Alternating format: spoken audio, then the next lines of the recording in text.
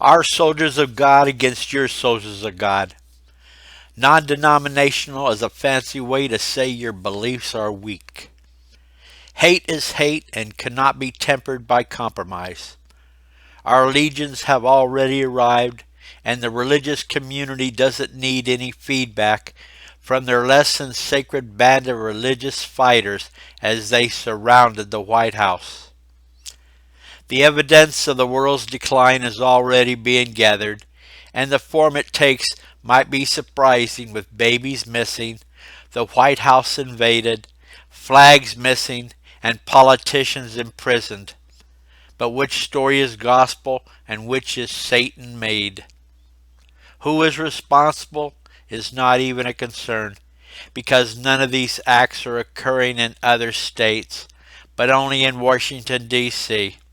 But even limited, these acts could affect the entire nation. But nothing is being said, because national security advocates have imposed a strict dissemination protocol on the information, and the established news media, who no longer work separately from the government, does not wish to make waves. The American people do not need to know everything, and even if they did, debriefing statements that would limit them from divulging information to fellow citizens would that also restrict dissemination to a member of the clergy. Prosecute me here, but God will forgive.